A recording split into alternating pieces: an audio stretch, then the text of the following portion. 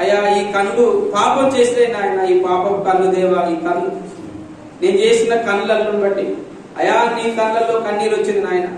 ఈ చేతులతో పాపం చేసేనయ్యా, నీ చేతుల్లో మేకులు వచ్చినాయా అయా నాయన. ఈ పాదాలతో పాపపు దారులు నడిచినాయా, నేను నడిచిన పాపపు పాదాలను బట్టి నీ పాదాలలో మేకులు వచ్చినాయా అయా. నా కడుపులో పాపం దాసుకున్నాయా అయా, నీ కడుపులో ఈటుతో పడిచారయ్యా.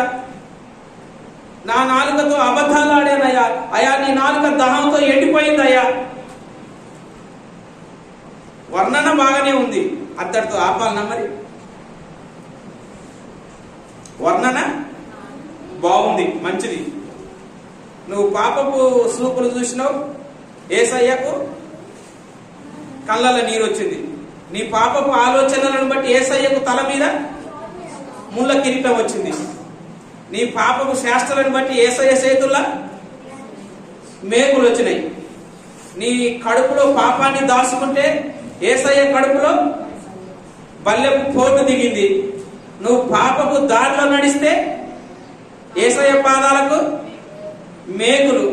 నీ ఒళ్ళంతా విషముతో నిండుంటే యేసయ్య ఒళ్ళంతా రక్తసిక్తం అయిపోయింది. నా కోసమే అయ్యా అని అంటావు, ప్రార్థన చేస్తావు. మంచిగుంది ప్రార్థన. ప్రార్థన అయిపోయిన తర్వాతకి మళ్ళా అయ్యే సూపులు, మళ్ళా అయ్యే చేతలు, మళ్ళా అయ్యే. నీ ప్రార్థనకి ఏమన్నా న్యాయం ఉందా?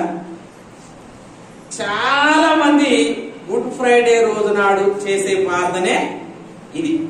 ఎక్కడన్నా చూడండి, అందరూ గుడ్ ఫ్రైడే రోజు ఇదే ప్రార్థన చేస్తారు. ప్రార్థన మంచిగా ఉంది. నిన్ను బట్టే యేసు ప్రభుకి అయ్యొచ్చినాయని నువ్వు తెలుసుకున్నావు, మంచిగానే ఉంది. గుడ్ ఫ్రైడే అయిపోయినాక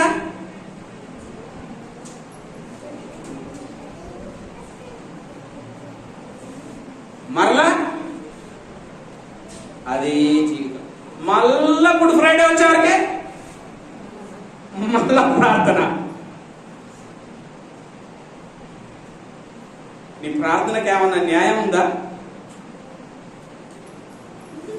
నువ్వు చేస్తున్న ప్రార్థనకు ఏమన్నా న్యాయం ఉందా? నువ్వు తెలుసుకున్నావు, నీ దేహాన్ని బట్టి యేసు ప్రభు దేహం ఎలా బలియాగం అయిపోయిందో నువ్వు తెలుసుకున్నావు, మంచిది. నీ జీవితాన్ని మలుచుకోవాలి కదా, తెలుసుకున్న క్షణమే. మలుచుకోవాలా, మలుచుకోకూడదా?